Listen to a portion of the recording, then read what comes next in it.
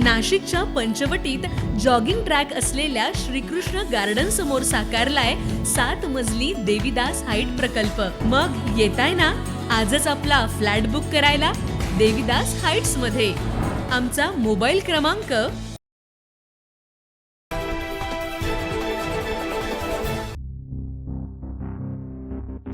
नाशिक शहरात ग्रामीण भागात गेल्या काही दिवसांपासून गुन्हेगारी फोफावत असल्याचं पाहायला मिळत आहे। भावली धरण परिसरात पर्यटकांना झालेली मारहाण आणि महिलांचा विनयभंग केल्याची घटना ताजी असतानाच शहरातील उपनगर परिसरात काही टवाळखोरांनी चारचाकी वाहनांची तोडफोड केल्याची धक्कादायक घटना घडली आहे। या घटनेनं उपनगर परिसरातील नागरिकांच्या सुरक्षेचा प्रश्न पुन्हा एकदा ऐरणीवर आलाय। सदर वाहनांच्या तोडफोडीचा व्हिडिओ एका मोबाईल कॅमेऱ्यात कैद झाला। सध्या सोशल मीडियावर मोठ्या प्रमाणात व्हायरल होतोय।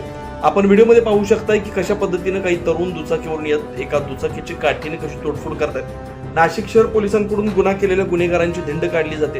याचा व्हिडिओ देखील सोशल मीडियावर व्हायरल केला जातोय। यामध्ये प्रत्येक गुन्हेगाराला पोलिसांचा प्रसाद मिळाल्यानं लंगडत नाशिक जिल्हा कायद्याचा बालेकिल्ला असा बनवून घेतलं जात असल्याचं पाहायला मिळत आहे। मात्र पोलिसांचा इतका प्रसाद मिळूनही शहरातील गुन्हेगारी वाढते तरी कशी, पोलीस गुन्हेगारांना प्रसाद नेमकं देतात तरी कसा, यावरच स्वतः प्रश्नचिन्ह उपस्थित केलं जातं। त्यामुळे या वाढत्या गुन्हेगारीला आळा घालण्यासाठी नाशिक पोलिसांनी केवळ कायद्याचा बालेकिल्ला गुन्हेगारांच्या तोंडून वधवून न घेता त्याची प्रत्यक्षात अंमलबजावणी करावी आणि गुन्हेगारीला आळा घालावा अशी मागणी आता उपनगर परिसरासह नाशिककरांकडून केली जाते।